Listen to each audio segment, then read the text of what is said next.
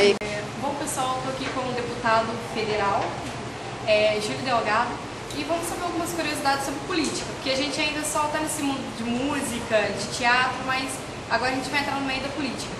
Então, Júlio, me explica uma coisa, qual a diferença então entre o deputado estadual e o deputado federal? A diferença fundamental, tem ações comuns que podem ser feitas nos municípios, mas a diferença fundamental e grande é que o deputado estadual ele vota as leis estaduais e ele fiscaliza e acompanha as ações do governador do estado. E o deputado federal, ele vota as leis federais, as leis nacionais, e ele fiscaliza e acompanha as ações da presidente da República, no caso a presidente Dilma, ou do presidente. Mas é uma ação de acompanhamento ao presidente, ao cargo federal. E no caso das leis, por exemplo, uma lei estadual que rege o funcionamento das escolas estaduais, por exemplo, é votada pela Assembleia.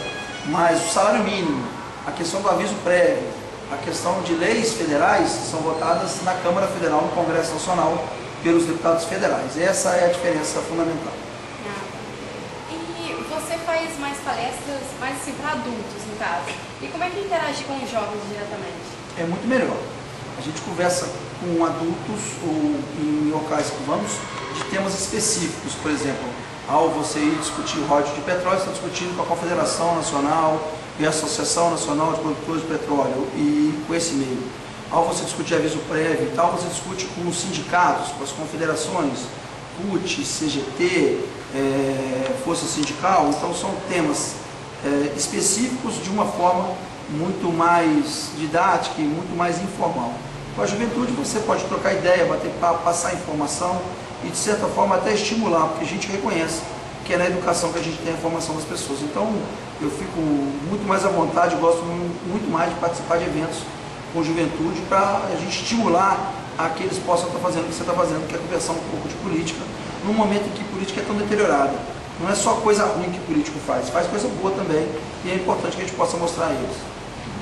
Você antes era advogado, você se formou para advogado. E de onde veio o interesse da política? Eu me formei em 1990 e advoguei até 95. Mas existia uma história, uma trajetória. Lógico que o meu pai ter sido político traz um pouco essa carga, não é? Meus irmãos, por exemplo, quando eu fui morar em Brasília pequenos, meu irmão ia fazer judô, minhas irmãs iam fazer inglês e eu ia para o congresso escutar discurso de lideranças nacionais, de pessoas conhecidas nacionalmente, e ficava ajudando por 9, 10 anos, em vez de eu ir para uma atividade extra, eu ficava na cama. Então eu já tinha um gosto, não é? Da família, eu fui o único que militei na classe política, talvez por ter feito direito também, que era o mesmo curso do meu pai. E aí eu advoguei 5 anos, depois que eu entrei para a política, a gente tem a incompatibilidade das coisas, passa a ser uma questão de você advogar ou de ter uma atenção política, e eu acabei aí, não lá abandonando, mas deixando de advogar para priorizar uma ação política que a gente começou a fazer a partir de 1995. Interessante. E no caso das eleições do ano que vem, para a prefeitura, você vai se candidatar mesmo? Olha, isso depende de partido.